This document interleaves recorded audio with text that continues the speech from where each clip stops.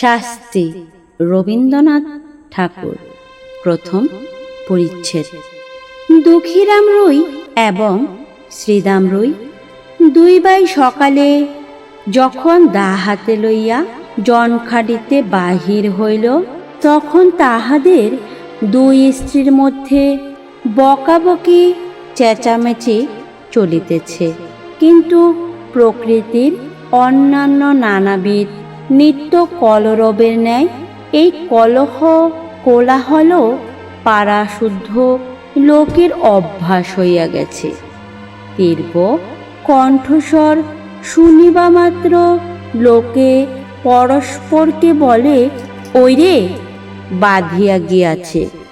অর্থাৎ যেমনটি আশা করা যায় ঠিক তেমনটি ঘটিয়াছে। আজও স্বভাবের নিয়মের কোনরূপ ব্যত্যয় হয় নাই। প্রভাতে পূর্ব দিকে সূর্য উঠিলে যেমন কেহ তাহার কারণ জিজ্ঞাসা করে না, তেমনি এই কুড়িদের বাড়িতে দুই জায়ের মধ্যে যখন একটা হৈ হৈ পড়িয়া যায়, তখন তাহার কারণ নির্ণয়ের জন্য কাহারও কোনরূপ কৌতূহলের উদ্বেগ হয় না। অবশ্য এই কোন্দল আন্দোলন প্রতিবেশীদের অপেক্ষা দুই স্বামীকে বেশি স্পর্শ করিত সন্দেহ নাই, কিন্তু সেটা তাহারা কোনরূপ অসুবিধার মধ্যে গণ্য করিত না। তাহারা দুই ভাই যেন দীর্ঘ সংসার পথ একটা একা গাড়িতে করিয়া চলিয়াছে। দুই দিকের দুই স্প্রিংবিহীন চাকার অবিশ্রাম ছর ছর খর খর শব্দটাকে জীবনযাত্রার একটা বিধিবিহিত নিয়মের মধ্যেই ধরিয়া লইয়াছে। বরঞ্চ ঘরে যে দিন কোনো শব্দমাত্র নাই, সমস্ত থমথম ছমছম করিতেছে, সে দিন একটা আসন্ন অনৈতিক অনৈসর্গিক উপদ্রবের আশঙ্কা জন্মিত। সেদিন যে কখন কি হইবে তাহা কেহ হিসাব করিয়া বলিতে পারিত না। আমাদের গল্পের ঘটনা যেদিন আরম্ভ হইল, সেদিন সন্ধ্যার পকালে দুই ভাই যখন জন খাটিয়া শান্ত দেহে ঘরে ফিরিয়া আসিল, তখন দেখিল স্তব্ধ গৃহ গম গম করিতেছে। বাহিরেও অত্যন্ত গুমট। দুই প্রহরের সময় খুব এক পশলা বৃষ্টি হইয়া গিয়াছে। এখনো চারিদিকে মেঘ জমিয়া আছে, বাতাসের লেশ মাত্র নাই। বর্ষায় ঘরের চারিদিকে জঙ্গল এবং আগাছাগুলা অত্যন্ত বাড়িয়া উঠিয়াছে। সেখানে হইতে এবং জলমগ্ন পাটের ক্ষেত হইতে সিক্ত উদ্ভিজ্জের ঘন গন্ধবাষ্প চতুর্দিকে একটি নিশ্চল প্রাচীরের মতো জমাট হইয়া দাঁড়াইয়া আছে।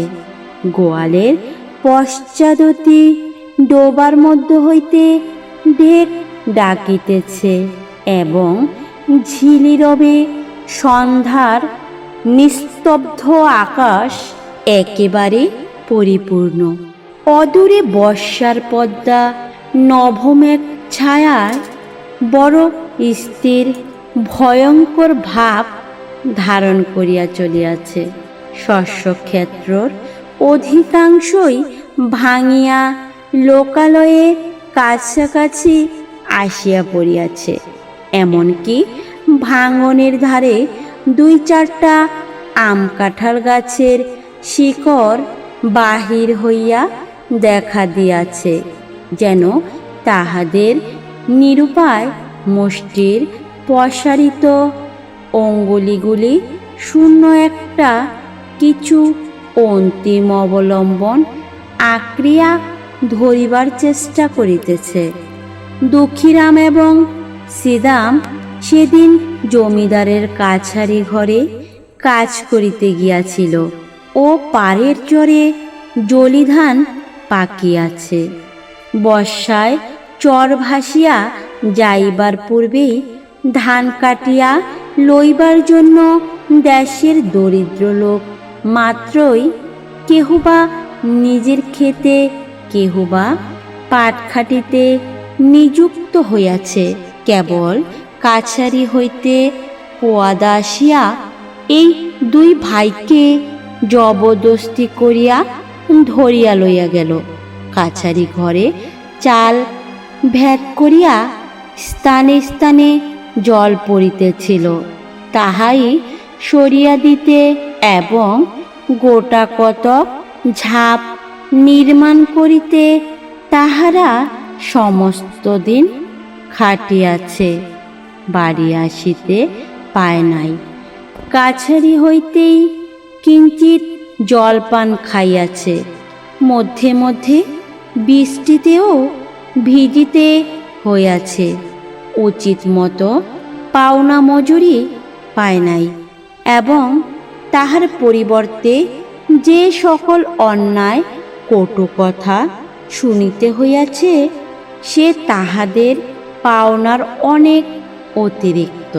পথের কাদা এবং জল ভাঙিয়া সন্ধ্যাবেলায় বাড়ি ফিরিয়া আসিয়া দুই ভাই দেখিল ছোট যা চন্দরা ভূমিতে অঞ্চল পাতিয়া চুপ করিয়া পড়িয়া আছে। আজিকার এই মেঘলা দিনের মতো সেও মদ্দাহে প্রচুর অশ্রুবর্ষণ পূর্বক সায়াঞ্চের কাছাকাছি ক্ষান্ত দিয়া অত্যন্ত ঘুমট করিয়া আছে। আর বড়জা রাধা মুখটা মস্ত করিয়া দাওয়ায় বসিয়াছিল। তাহার ১.৫ বছরের ছোট ছেলেটি কাঁদিতেছিল। দুই ভাই যখন প্রবেশ করিল দেখিল উলঙ্গ শিশু প্রাঙ্গণের এক পাশে চিত হইয়া পড়িয়া ঘুমাইয়া আছে। দুঃখিত ক্ষুদিরামার কাল বিলম্ব না করিয়া বলিল, ভাত দে বড় বউ। বারুদের বস্তায় ফুলিঙ্গপাতের মতো এক মুহূর্তেই তীব্র কণ্ঠস্বর আকাশ পরিমাণ করিয়া বলিয়া উঠিল, ভাত কোথায় যে ভাত দিব? তুই কি চাল দিয়া গিয়াছিলি? আমি কি নিজে রোজগার করিয়া আনিব? সারাদিনের শান্তি ও লাঞ্ছনার পর অন্নহীন নিরানন্দ অন্ধকার ঘরে প্রজ্বলিত ক্ষুধানলে গৃহিণীর রুক্ষ বচন, বিশেষত শেষ কথাটার গোপন উচ্ছেদ শ্লেষ দুঃখীরামের হঠাৎ কেমন একেবারেই অসহ্য হইয়া উঠিল। রুদ্র ব্যঙ্গের ন্যায় গভীর গর্জনে বলিয়া উঠিল, কি বললি?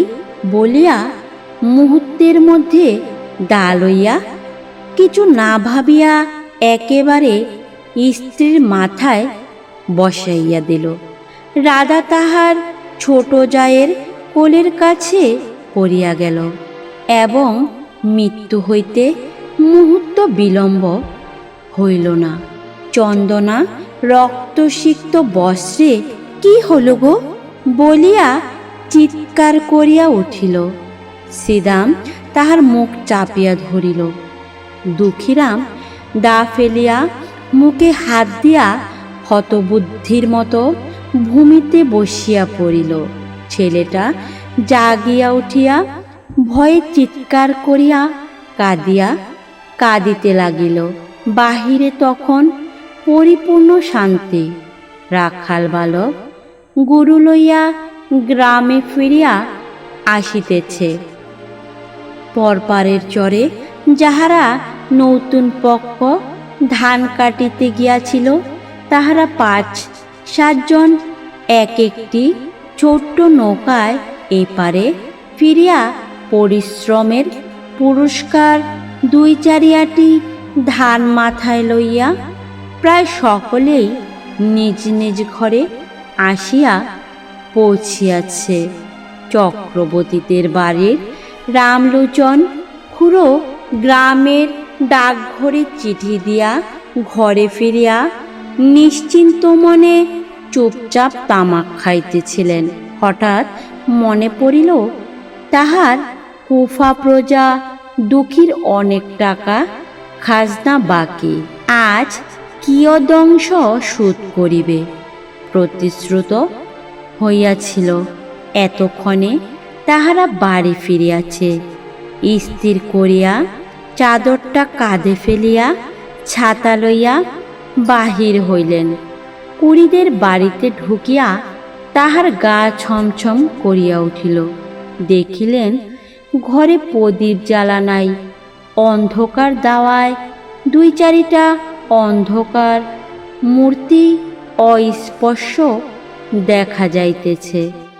রহিয়া রহিয়া দাওয়ায় এক কোণ হইতে একটা অস্ফুট রোদন উচ্ছ্বসিত হইয়া উঠিতেছে এবং ছেলেটা যত মা বলিয়া কাঁদিয়া উঠিতে চেষ্টা করিতেছে, সিদাম তাহার মুখ চাপিয়া ধরিতেছে। রামলোচন কিছু ভীত হইয়া জিজ্ঞাসা করিলেন, দুঃখী আছিস নাকি? দুঃখী এতক্ষণ পস্তুর মূর্তির মতো নিশ্চল হইয়া বসিয়াছিল। তাহার নাম ধরিয়া ডাকিবা মাত্র একেবারে অবুধ বালকের মতো উচ্ছ্বসিত হইয়া কাঁদিয়া উঠিল। সিদাম তাড়াতাড়ি দাওয়ায় হইতে অঙ্গনে নামিয়া চক্রবর্তীর নিকটে আসিল। চক্রবর্তী জিজ্ঞাসা করিলেন, মাগিরা বুঝি ঝগড়া করিয়া বসিয়া আছে? আজ তো সমস্ত দিনই চিৎকার শুনিয়াছি।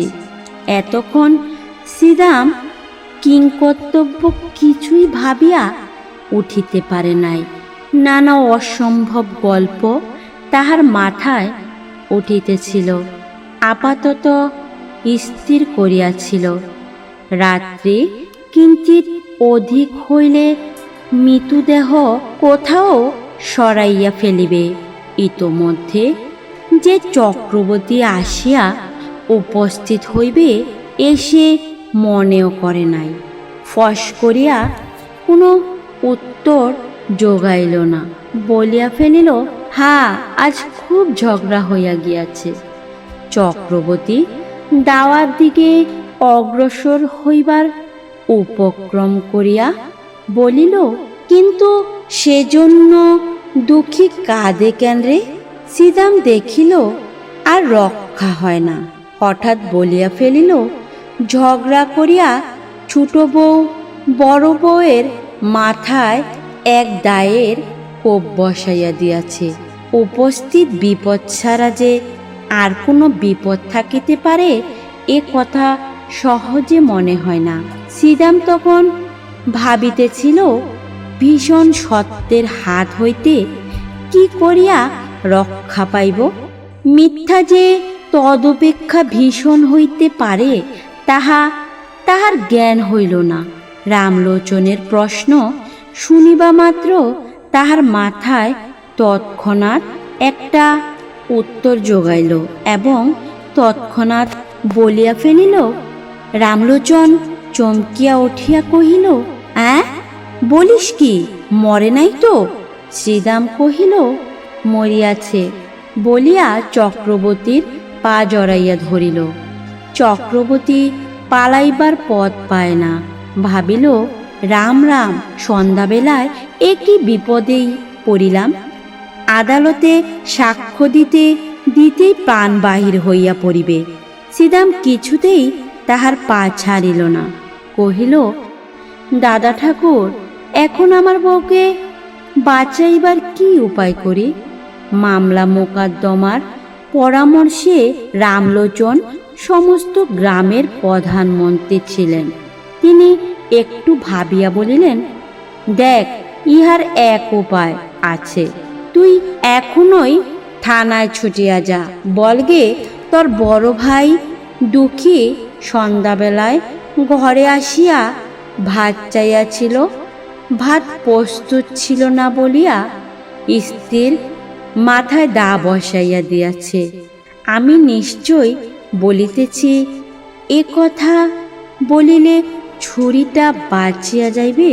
শ্রীদামের কণ্ঠ শুষ্ক হইয়া আসিল, উঠিয়া কহিল, ঠাকুর, বউ গেছে বউ পাইব, কিন্তু আমার ভাই ফাঁসি গেলে আর তো ভাই পাইব না।